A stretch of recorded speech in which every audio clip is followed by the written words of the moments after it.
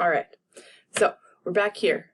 Act 2, Scene 3 and 4. So, Scene 3 is pretty interesting. I don't know if you guys might have been confused when you first started reading it or listening to it. I remember when I was in high school, I was like, what is going on? Who is this weirdo man here? And what does this have to do with the play? So a little bit of background in terms of Shakespeare. They would often write in a clown scene or a clown part to just give this actor some screen time, I guess, essentially. So the purpose of this scene is to give the clown time on stage.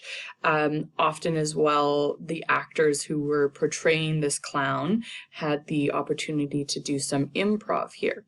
So what's written is really relevant to events that are happening in Shakespeare's time when this was written. And so the jokes don't really make sense to us. We don't really know what he's talking about. And so as modern viewers or readers of this play, we just kind of have to understand that this part is supposed to be funny, maybe less funny to us because we don't get the jokes. But if we were to see a modern interpretation of it, you could have the opportunity to allow the actor playing the porter to do improv. The second reason for this scene is just a very logical reason. We just had Macbeth and Lady Macbeth on stage, covered in blood, and they have to go hide what they look like. So if we jumped to a scene where Lady Macbeth and Macbeth were right there, the actors wouldn't have time to change their clothes. So we need to have a scene that will give time to the actors to get out of the blood, to wash their hands, that type of stuff, and get back on stage looking like they had nothing to do with the murder. So those are the two reasons why this scene is included. When you're reading it, just think, ha ha ha, this is a funny scene. Okay, so we have this guy, the porter. He is a person who would be in a castle and would let people in and say, okay, yeah, you can come in, or no, you cannot. He is drunk. There was just a feast, right? They were celebrating the win of Duncan, so he got drunk with the rest of the people, and he's wandering around. Some people are trying to get into the castle, and the porter says to himself, he pretends that he is a porter to the gates of hell, which is ironic because with the death of Duncan, with the murder of Duncan, it is like that Macbeth's castle is hell. And so again, some dramatic irony. Porter doesn't know this has happened, but it's kind of ironic that he's saying it's the gates of hell. So he lets in 3 different people. Well, he pretends to let in 3 different people. The first one, he says, welcome farmer, who committed suicide. The second person he lets in, he calls them an equivocator. This is a person who lies under oath, who uses words that have 2 meanings to try and get out of telling the truth. And so he has gone to hell because he lied when he was supposed to tell the truth. And then the last person that he lets into hell is a tailor. So a tailor is a person who makes things out of fabric. And this tailor lied to people saying how long the fabric was. And so that person is the 3 people that he lets in stage. And then he realizes, okay, I guess I gotta go get these actual people. And 2 important people come in to this scene. We have Mcduff. I want you to remember that character. He's not the Simpsons character. He is a Scottish noble. So similar to how Banquo and Macbeth are nobles, Mcduff is also a noble. And he has a very important role in this play. So don't forget his name. And then he also lets in a man named Lennox, who is again another Scottish noble, and he is also important. Not as important as Mcduff, but he is important. Mcduff and Lennox let the porter know that they are there early, that Duncan asked to be woken up earlier than they had expected, and that they need to go get him.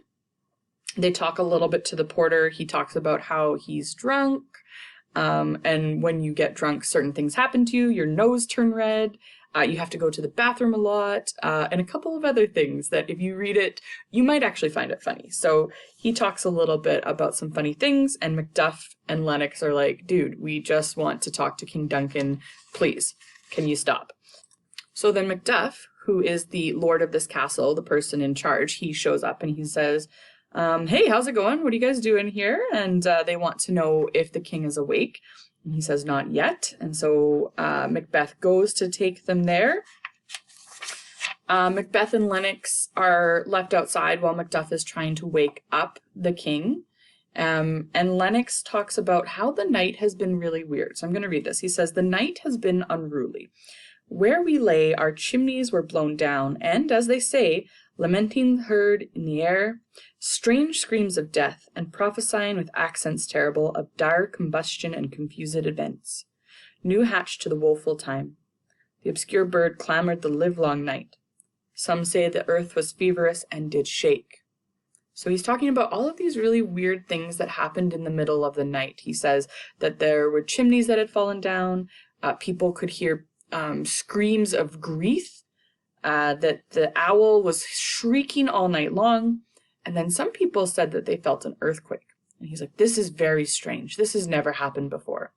And Macbeth's response is, yeah, it was a rough night, which is very anticlimactic. So the purpose of this is that what we see in nature is being reflected from the play. So something awful and terrible has happened. The murder of a king is bad. He was the direct descendant of God. He was God's voice on earth. And so the murder of him is very unnatural. So all of these weird things that happened that Lennox talked about, those are unnatural things that reflect that. And then all of a sudden we find out what actually happens. Mcduff comes in and he's very upset. He says, the worst thing has ever happened. Our king is dead. He starts screaming. He says everybody needs to wake up. And so the entire castle rouses and comes to where this is happening. Lady Macbeth is asking, what is going on? And obviously she knows what's happening, but she's like, what are you guys doing? Why are you being so loud? You woke us all up. Mcduff says, you should not hear this, which is funny again, because she is part of it. She is one of the people that has caused it. Donalbain and Malcolm are also there. Donalbain, we have not met him yet, but he is one of Duncan's sons. Malcolm is the other son, and he was the one that had been named the next king. He was the prince. They come in and they say, what is going on? And they're told that Duncan has been murdered. And they say, well, who has done this? And Lennox tells them, well, it looks like the guards did it. They are drunk, they're passed out, they have blood all over them. And then we learn that something strange has happened. More strange, I guess, that Macbeth, he went in there and he killed the guards when he went to check on the king. And he was like, I'm going to kill these guards. And the rest of the people there say, okay, they were the only people that we could ask what was happening, and you murdered them. Like, why would you do that? And he's like, I was so mad. I was so angry. How could any of you ever see this beautiful thing that your king is dead and not feel this anger? Like, I'm normal. You guys are not for not killing the king. Lady Macbeth realizes, okay, my husband is kind of screwing this up. I got to do something. So she pretends to faint, to take just to make distraction so that Macbeth is not that the attention's not on Macbeth. And so they wander off, and Malcolm and Donalbain have a little conversation here. They say, this is very weird. We had better get out of here because we are going to be the next people that are murdered. So Malcolm says, I am going to go to England, and Donalbain, you should go to Ireland. We are not safe in Scotland. This is a bad place for us to be. People are going to try and kill us. So they run away.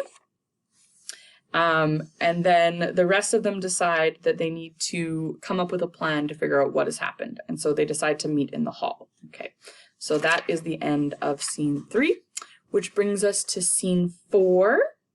So scene 4, we have Ross, who is another noble.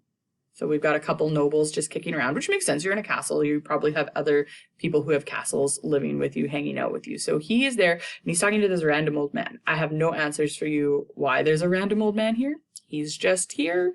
But again, this scene is to talk about how things that are unnatural are being shown through this wild, crazy nature things. So the actual literary term for this is called pathetic fallacy. It's basically just when the actions that are on screen are reflected in nature. So again, we've got this pathetic fallacy here. Ross and the old man are talking about the strange things that are happening. He says that there was darkness during the day, so an eclipse, and a mouse owl ended up killing a falcon. So if you think about that, like a mouse owl is a little dude like this, and a falcon is a great big bird of prey, and mouse owls shouldn't be able to kill them. So that's backwards and weird. And the very last thing that happened was that Duncan's horses, they ate each other. So horses aren't supposed to eat each other. That's not a thing that happens.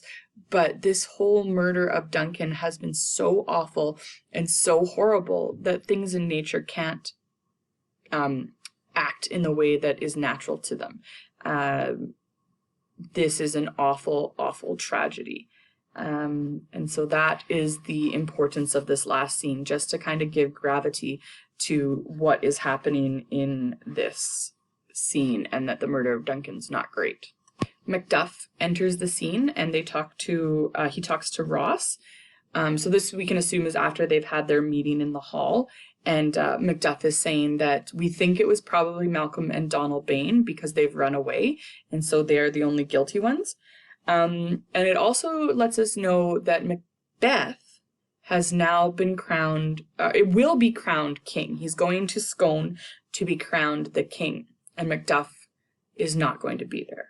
Okay, he doesn't necessarily trust Macbeth, and this again is a very important thing that is going to play out in the entirety of the play, that Mcduff has bad feelings about Macbeth, and so rather than going to Scone to watch him become the king, he's going back to his house, which is Fife. Okay. So I think I've clarified those for you. I hope that that was easier. This one turned out longer than the last one, but, you know, we had to talk about the porter and all that sort of stuff. So yeah, if you have any questions, send me an email. Hopefully we'll be able to talk about this on our face-to-face meetings. Yeah, and I hope you're really enjoying it. This part of the play is really fun, but the next parts are the excellent parts. So yeah, like and comment below. Just kidding. I guess that's going to be my running joke now. So peace.